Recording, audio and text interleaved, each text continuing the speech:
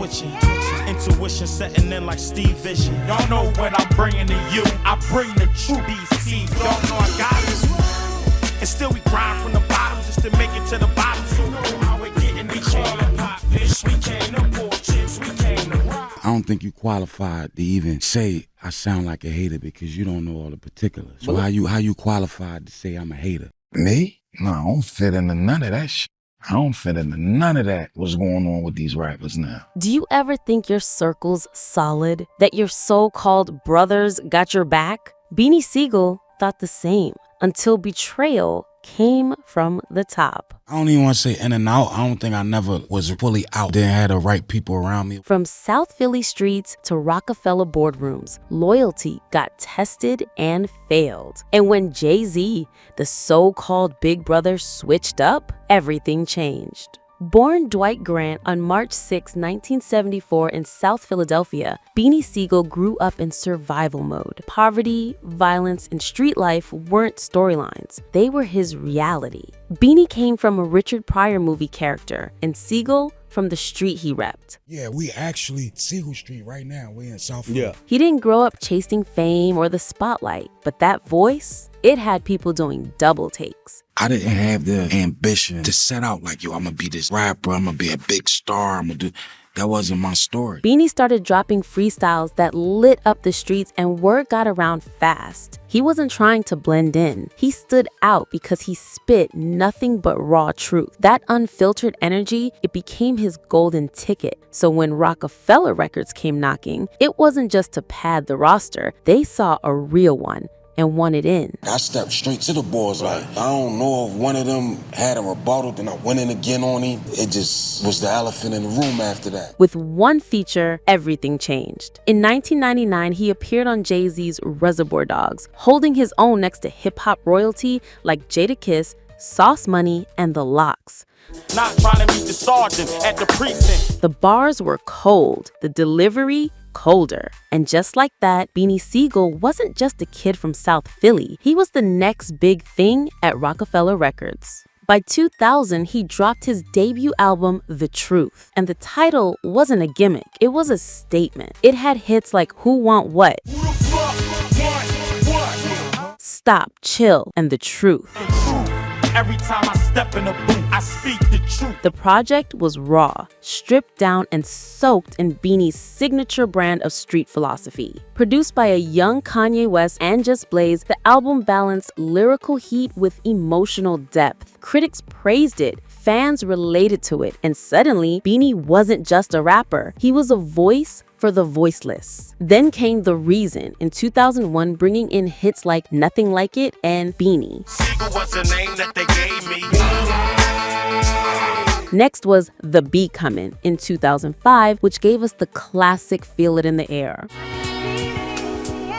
Beanie only gave us projects that deepened his rep as one of the most authentic MCs of his era. He wasn't chasing club hits or radio spins. He was telling war stories, dropping pain over piano loops, and giving the world a look into the realities of a life most rappers only pretended to live. But while the music was climbing, so were the problems. As Beanie's career rose, so did the legal trouble. Assault charges, gun possession, attempted murder. His name was showing up in courtrooms as often as on mixtapes. In 2004, he was convicted on federal weapons charges and served a year in federal prison. The timing couldn't have been worse. So I think that was enough music to last until I got out. I actually wanted the becoming release date to be the same day I got released out of prison. Rockefeller released his third album, The Beat Comin', while he was behind bars without his consent. And while it debuted at number 3 on the Billboard 200, the man himself wasn't there to see the success firsthand. At the same time, the Rockefeller empire was starting to crack. Tensions were building between Jay-Z, Dame Dash, and the rest of the Rock family. Conversations that me and Jay had, Dame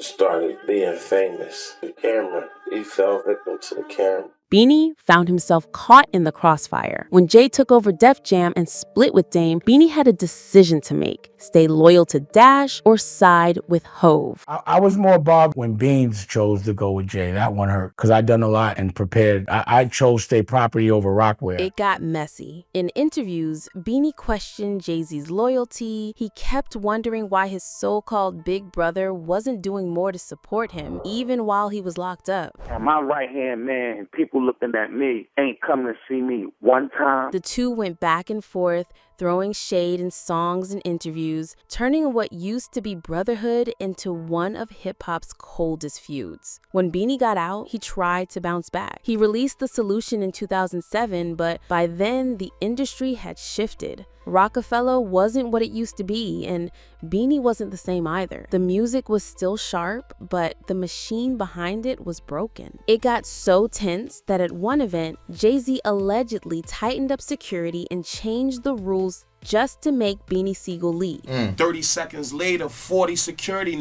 come up in yellow jackets and black shirts like y'all gotta move from this area. Then, in 2009, Beanie did what fans thought he never would. He called out Jay-Z by name. On a track called Average Cat, he aired out his frustrations.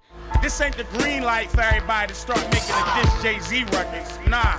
From business letdowns to personal betrayal, Beanie pulled no punches. He even aligned with 50 Cent at one point, teasing a possible G-Unit connection that never fully materialized. I had previously spoke to Beanie while he was actually locked up. He did like a year and a day in the same federal penitentiary my uncle was in. So my uncle been down 16 years. Some saw it as a desperate move. Others saw it as Beanie being Beanie. But the beef didn't revive his buzz. And just as things seemed to settle, life took another dark turn. In 2012, weeks before heading to prison again for tax evasion, Beanie was shot during a drive-by outside his home in New Jersey. I got shot in my back. I got shot twice in my back. Came out my stomach. The bullet tore through his abdomen and left him in critical condition. Doctors had to remove part of his lung, and for a rapper known for his heavy breath control and delivery, the damage was both physical and symbolic. Most people would have quit right there, but not Beanie. In 2014, he returned with the mixtape this time, sounding a bit different, but still just as hungry. I couldn't hear me, because I'm used to me sounding a certain way. I couldn't hear me, and then,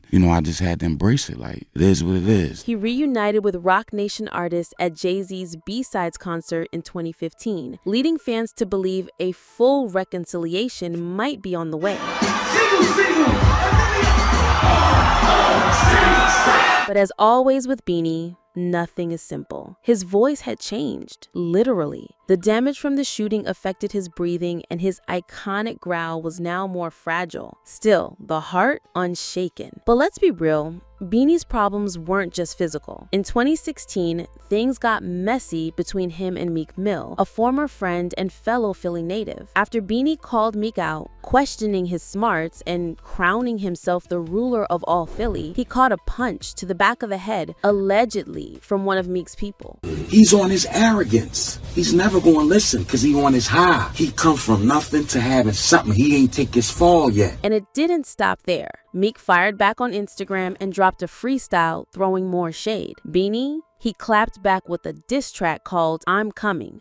You drew that line, so I'm across. Now lay in between them lines when they chalk it. Because if there's one thing he doesn't do, it's stay quiet. In the years since, Beanie has continued to release music, mentor younger artists, and reflect on his career. He's talked openly about the mistakes he made, the people he trusted, and the lessons learned the hard way. For all the aggression in his bars and headlines in the news, Beanie Sigel's personal life is a story of quiet battles few ever saw. Away from the mic, Beanie is a father of 6, a role he said brings him a sense of grounding, even when everything else feels chaotic. But like much of his life, his role as a dad hasn't been without the struggle. I wouldn't talk to my 5-year-old or my 6-year-old. I have to go away to a federal. He's admitted that his legal problems, prison stints, and the street life kept him from being the father he wanted to be early on. But he's also been open about trying to rebuild those relationships, owning his past, and working to be present where it counts most. It's over. It ain't no use. I know it's over. I just gotta think about what I gotta do now. Romantically, Beanie's kept things low-key. No high-profile partners, no reality show drama, just private chapters. But perhaps that's because vulnerability isn't something he shows easily, not in music, not in life. What's clear is that Beanie's greatest relationship challenges weren't with women, they were with the brothers he once called family. The fractures with Jay-Z, the loss of his Rockefeller home, and the betrayals he experienced behind the scenes have all lingered. And even though there have been attempts at peace, those wounds shaped him just as much as the fame did. As of now, Beanie Sigel is 50 years old, and while his name might not ring out like it did in the early 2000s, his impact is undeniable. He's not just part of hip-hop history, he's part of the foundation that built the gritty, honest storytelling style that so many try to imitate today.